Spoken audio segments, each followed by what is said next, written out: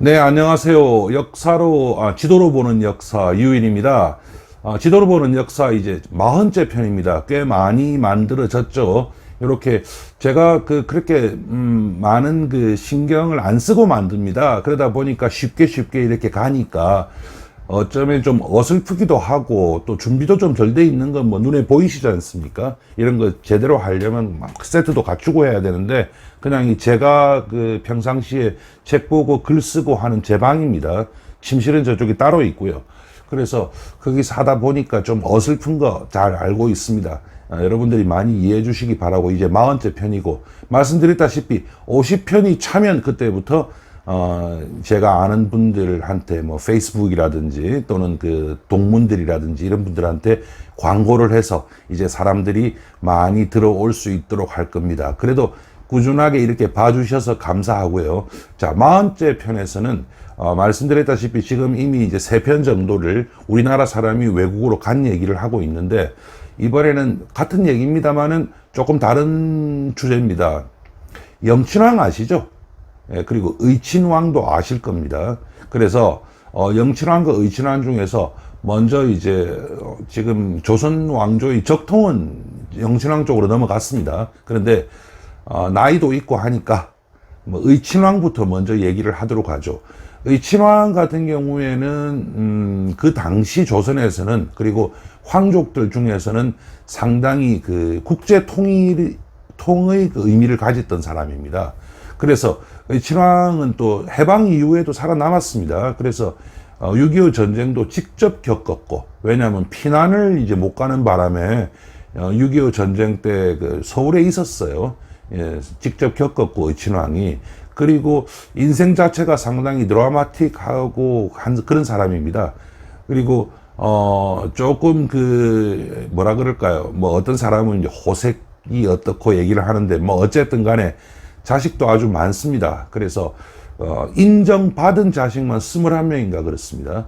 그래서 지금 이제 현재 조선 황족으로 남아있는 사람들은 이제는 100% 의친왕 계열입니다. 의친왕 계열 빼고는 이제는 남아있는 경우가 없는데요.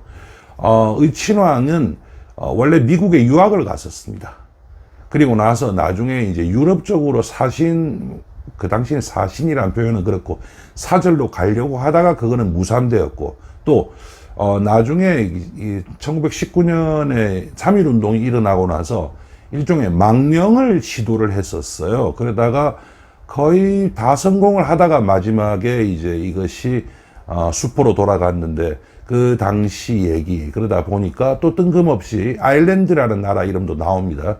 그 길 한번 따라가 보시도록 하겠습니다. 네, 먼저 PPT를 가지고 조금 설명하고 나서 넘어가도록 하죠. 우리 의친왕 사진입니다. 오른쪽은 보시다시피 젊을 때 사진이죠. 그리고 왼쪽은 나이 들어서 사진인데요. 의친왕이 이제 죽은 것은 1955년입니다. 그래서 상당히 최근까지 살았던 사람입니다. 물론 영친왕도 그 이후까지 살기는 했습니다. 그리고 이 사진이 의친왕비입니다. 근데 의친왕비인데 연안김씨고 선조의 장인이었던 김재남의 후손입니다. 그런데 이 사람은 의친왕과 결혼을 해서 마지막까지 같이 살았습니다. 하지만 애가 없었습니다.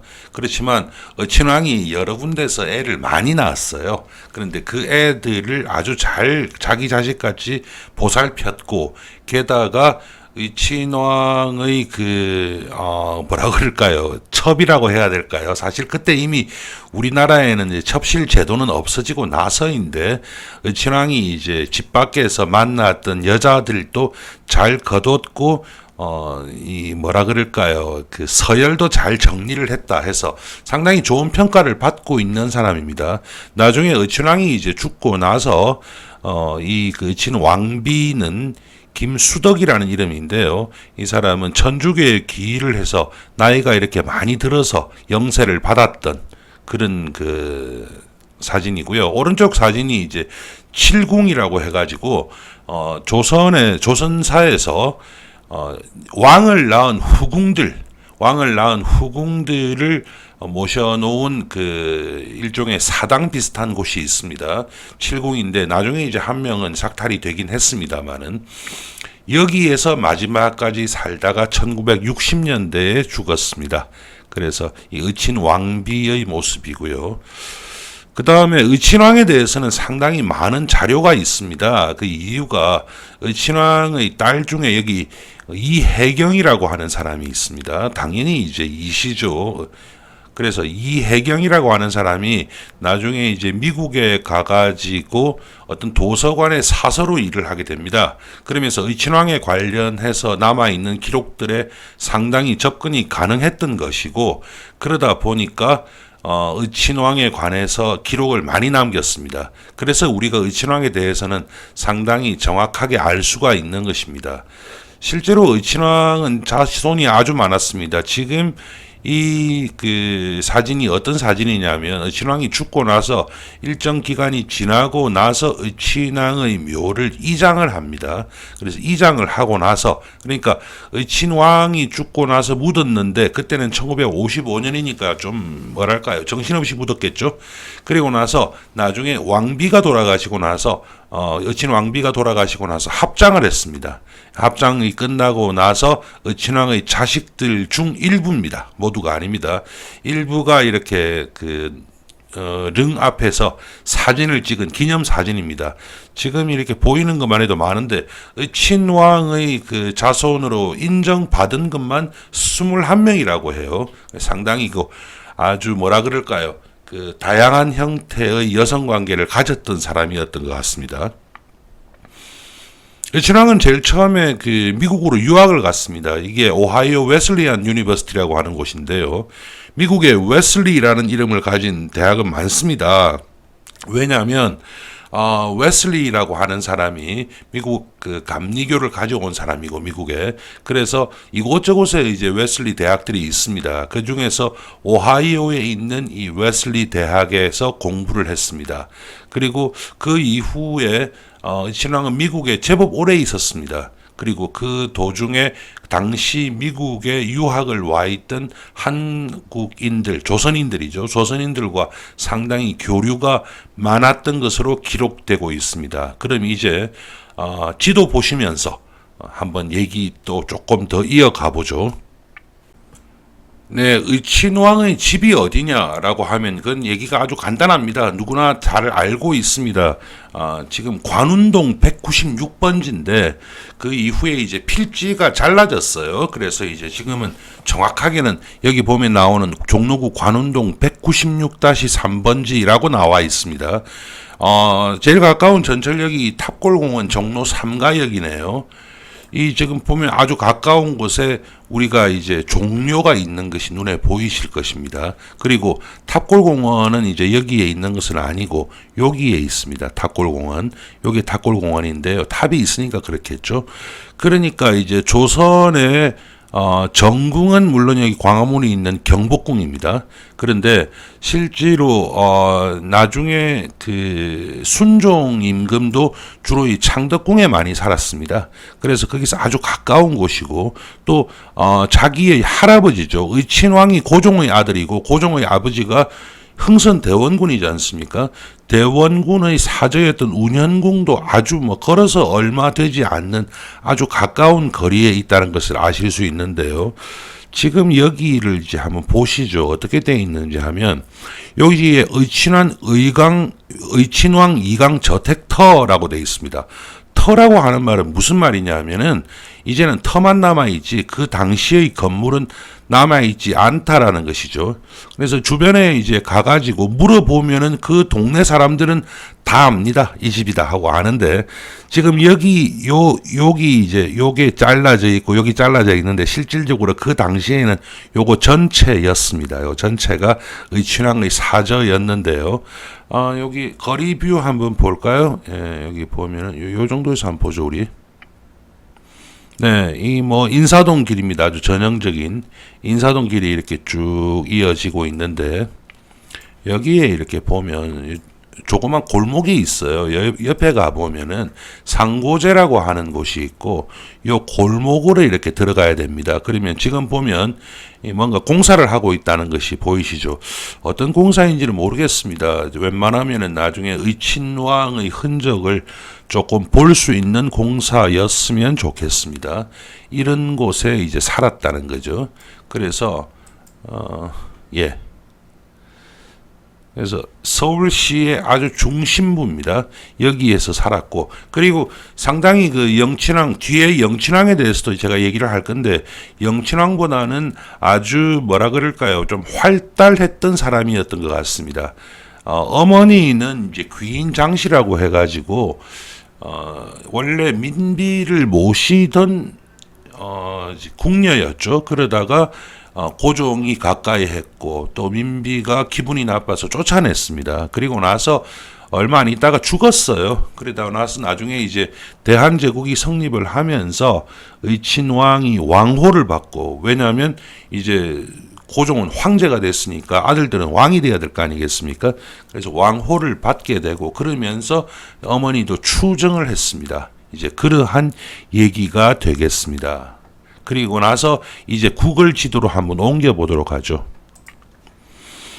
네, 구글 지도로 의친왕이라고 하면 요즘 와서 이제 한창 얘기를 많이 하는 것이 의친왕 탈출 사건입니다. 예, 의친왕이 탈출했던 것은 분명한 팩트입니다. 이거는 어떤 기록에도 다 똑같이 나와 있습니다. 그냥 말만 전해지는 것이 아니거든요. 그런데 그 탈출의 경로 또한 거의 뭐 똑같고, 단 왜 탈출을 했는가에 대해서 사람들마다 얘기가 약간씩 다르긴 합니다. 그래서 당연히 이제 서울에서 출발을 했을 것이고, 그리고 나서 제일 처음에는 인력거를 탔다가 변장을 하고 열차를 탔어요. 그렇게 해가지고 의친왕이 탈출하고 나서 의친왕이 탈출했다는 것을 아는 데까지 시간이 한 4시간 정도 걸립니다. 이 4시간 동안에 열차가 쭉 북쪽으로 올라가고 있었죠. 왜냐하면 의친왕이 도대체 어디를 가는가를 아무도 몰랐으니까요. 그래서 북쪽으로 쭉 올라가가지고 지금 여기 단동이라고 하는 데가 있죠. 예. 단동이라고 하는 데가 있는데, 여기가 옛날에는 이름이 단동이 아니고 안동이었습니다. 안동. 요 안동까지 갔습니다. 그렇다가 여기에서 의친왕을 예전에 만난 적이 있는 일본 형사의 눈에 발각이 되고 맙니다. 근데 발각이 그럼 안 되면 어떻게 되었을 것인가 라는 얘기죠. 그 당시 이제 여기서부터는 사람들마다 말이 약간씩 엇갈리긴 합니다만은, 그 당시에 아일랜드 사람이 한 사람이 있어요. 그 아일랜드 사람이 운영하는 회사가 여기 있었고, 그 회사는 어떤 일을 하는 회사였느냐면, 여기 요 지역을 중심으로 해서 다른 곳으로 배가 왔다 갔다 하는, 여객선이 왔다 갔다 하는 회사였습니다. 그래서 그 여객선을 타고 상해로 가서 임시정부에 합류하려고 했다라고 하는 말이 있고, 그 말이 현재 우리나라에서는 거의 그대로 다 받아들여지고 있는 상황입니다. 그런데 물론 증거는 없죠. 이때 만약에 갔다면 어떤 일이 있었을까? 실질적으로 한일 합방 문서에 서명을 한 것은 우리나라 순종 임금이거든요. 그 무슨 말이냐면, 일본의 입장에서 너희 황제가 사인했다라고 하는 것을 늘 내세울 수 있었던 것이죠. 그리고 다음 편에서 제가 영친왕에 대해서 말씀드릴 건데, 영친왕 같은 경우에는 일본에서 잘 적응하면서 잘 살고 있었습니다. 그런데 그 중에 한 명인 의친왕, 그리고 의친왕이 당시에 상당히 그 일반 기층 민중들, 그리고 상당한 지식인 및 엘리트층들에 대해서 상당히 그 인기가 있었습니다. 그런 상황이 있고, 그 인기는 1945년 해방될 때까지 계속되는데요. 그런 사람이 만약에 탈출을 해서 여기 상해 가버리면 뭐 어떻게 할 수가 없지 않습니까? 일본이 조개에 들어가 버리면요. 그렇게 해서 거기서부터 일본을 비난하기 시작을 하고, 한일 합방에 대해서 반대 의견을 내기 시작하면 일본 입장에서도 골치가 아파지죠. 그래서 일본 입장에서는 상당히 다행스럽게 여기 단동, 그 당시 안동에서 잡아가지고, 그렇지만 황족이기 때문에, 황족은 일본 황실에 준하는 대우를 했습니다. 그래서 뭐 함부로는 못했습니다. 그래서 다시 집으로 모시고 옵니다. 그 당시에 그 황족들은 일본 전국을, 그러니까 조선을 포함합니다, 마음대로 다닐 수 있는 그런 그 특권이 있었습니다. 그런데 그 특권은 그것으로 인해 가지고 박탈되게 됩니다. 그리고 나서 의친왕은 뭐 거의 잡혀 있으면서도 경제적으로는 그렇게 큰 어려움이 없었습니다. 그래서 돈도 이제 이곳저곳에 많이 주기도 하고, 주로 이제 외국에 나가 있는 조선인 단체들에게 돈을 많이 줬습니다.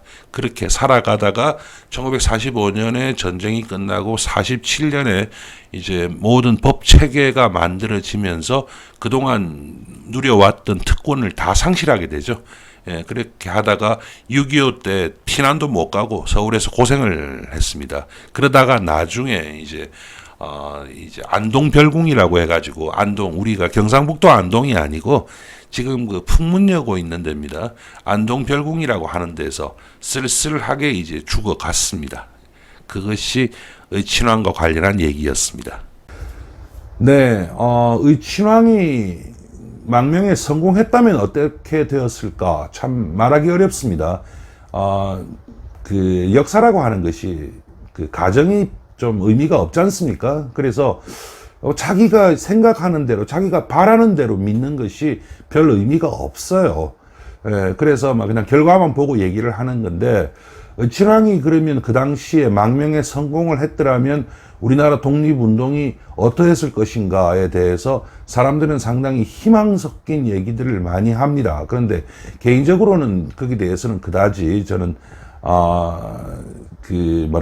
그다지 찬성하는 편이 아닙니다. 왜냐하면 그 당시에 우리나라에는 윌슨의 민족 자결주의의 영향을 받아가지고 드디어 이제 독립에 대한 자각이 크게 일어나고 했던 건 사실이지만, 또 대신 독립을 하려면 일본이 적이지 않습니까?